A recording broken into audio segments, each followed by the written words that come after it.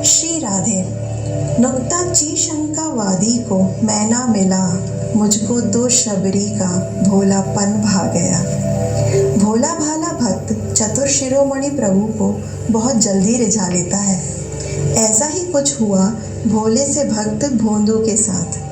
नित्यानंद महाप्रभु की 7वीं पीढ़ी में नंदकिशोर दास जी उत्पन्न हुए। वे श्रृंगार वट में रहकर भजन किया करते थे। उनके पास एक भोंदू नाम का ब्रजवासी बालक रहता था। वो बहुत ही भोला था। छल कपट झूठ अविश्वास जैसे दुर्गुण तो उसके अंदर लेश मात्र भी नहीं थे। भोंदू नित्य ही यमुना पार भांडेर वन में नंदकिशोर दास जी की गाय चराने के लिए ले जाया करता। किसी ने भोंदू से कह दिया था कि भांडेर वन में नंदलाल सखाओं के साथ गाय चराने जाते हैं। यह सोचकर भोंदू बहुत खुश होता कि कभी ना कभी तो नंदलाल भांडेर वन में गाय चराते हुए मुझसे अवश्य ही मिलेंगे और फिर मेरी और नंदलाल की मित्रता हो जाएगी और इसके बाद नंदलाल सखाजन और मैं हम सब मिलकर साथ में खाएंगे पिएंगे और खेलेंगे कूदेंगे।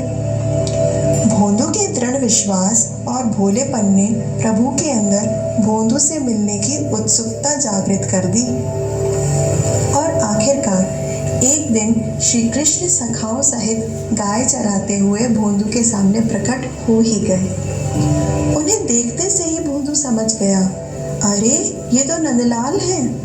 फिर भोंदू और नंदलाल दोनों एक दूसरे से ऐसे मिले जैसे बहुत पुराने बहुत गहरे दोस्त बहुत दिनों बाद एक दूसरे से मिले हों। अब तो नित्य ही नंदलाल सखाओं सहित भोंदू के साथ खाते पीते और खेलते कूदते।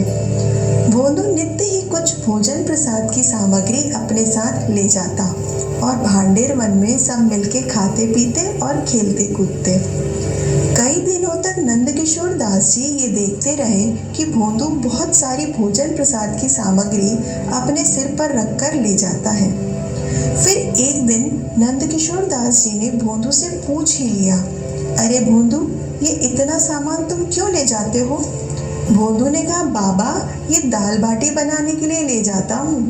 बाबा ने कहा, दाल बाटी किसके लिए? भोंदू ने कहा, बाबा वो नंदलाल आते हैं ना अपने सखाओं के साथ, उनके लिए। बाबा ने कहा, नंदलाल? कौन नंदलाल? भोंदू ने कहा, अरे बाबा वही वंशी वाले नंदलाल। बाबा को भोंदू की बात पर बहुत आश्चर्य हुआ। बाबा को पता था कि भोंदू कभी झूठ नहीं बोलता, लेकिन भोंदू की इस बात पर बाबा ना तो विश्वास कर पा रहे थे और ना ही अविश्वास। फिर बाबा ने कहा, अच्छा भोंदू ये बता वो नंदलाल कैसे दिखते हैं? भोंदू ने कहा, बाबा वो तो बहुत ही सुंदर हैं, बहुत ही मलूक हैं। बाबा ने कहा, भोंदू थोड़ा और बता वो कैसे दिखते हैं, क्या पहनते हैं? तब भोंदू ने कहा, बाबा नंदलाल के सिर मोर मुकुट कानन कुंडल पीतांबर वनमाल पड़े हैं, पग नूपुर कटि काछिनी काछे, कर में प्यारी मुरली धरे हैं और बिंब अधर मतवारे नैना मंद मंद मुस्कान झरे हैं। ये सब सुनकर बाबा को विश्वास हो गया कि इंद्र नीलमणि श्री कृष्णचंद्र नित्य ही भोंदू से मिलने आते हैं। बाबा ने सजल नेत्रों से भोंदू से कहा, भोंदू तुम मेरा एक काम करना, एक दिन तुम नंदलाल और उनके सखाओं को यहाँ ले आना। उनसे कहना बाबा के यहाँ उनका दाल बाटी का निमंत्रण है। भोंदू नंदलाल आएंगे ना? भोंदू ने कहा, आएंगे क्यों नहीं, मैं उनको लेकर आऊँगा, वे तो मेरे मित्र हैं। अब भांडेर वन जाते हुए भोंदू सोचने लगा, आज जब मैं नंदलाल से बाबा के निमंत्रण वाली बात कहूँगा तो नंदलाल कितने खुश हो जाएंगे। लेकिन ऐसा नहीं हुआ।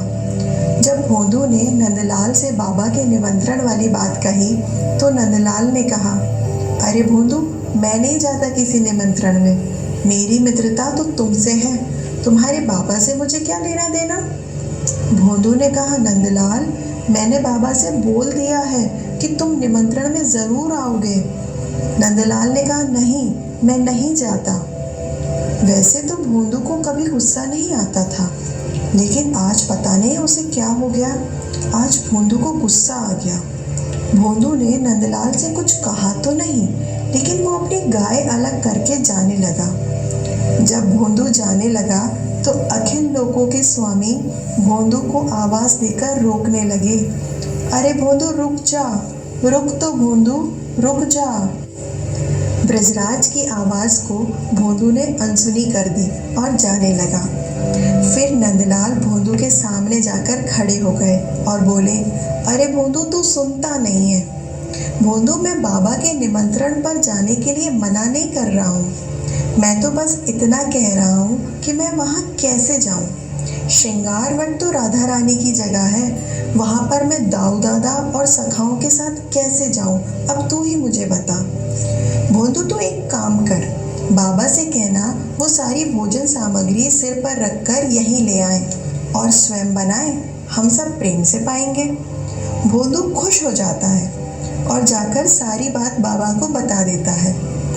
अगले दिन नंदकिशोर दास जी प्रचुर मात्रा में भोजन सामग्री सिर पर रखकर भांडेरवन ले जाते हैं और वहाँ पर सखाओं सहित प्रभु के दर्शन प्राप्त करते हैं। लेकिन ये क्या, थोड़ी ही देर में सब कुछ अंतर्ध्यान हो जाता है। तब नंदकिशोर दास जी अधीर होकर मूर्छित हो जाते हैं। फिर उनको प्रभु का आदेश होता है, नंदकिशोर दास अधीर मत हो, घर जाओ और मेरी लीला स्थलियों का वर्णन करो। नंदकिशोर दास जी प्रभु की आज्ञा का पालन करते हुए श्री वृंदावन लीलामृत और श्री श्री रस कलिका नामक ग्रंथों का प्रणयन करते हैं। धन्य है भोंदू का दृढ़ विश्वास और भोलापन, जिस पर रीझकर प्रभु को भांडेरवन में भोंदू के सामने प्रकट होना पड़ा। क्यों ना आज से हम भी इस बात पर दृढ़ विश्वास कर लें कि प्रभु हमसे भी अवश्य ही मिलेंगे और हम मन ही मन प्रभु को निमंत्रित करते रहें, पुकारते रहें, कहते रहें, चितचोर गवाले आ भी जा। इसी निमंत्रण युक्त प्रार्थना के साथ जय जय श्री राधे।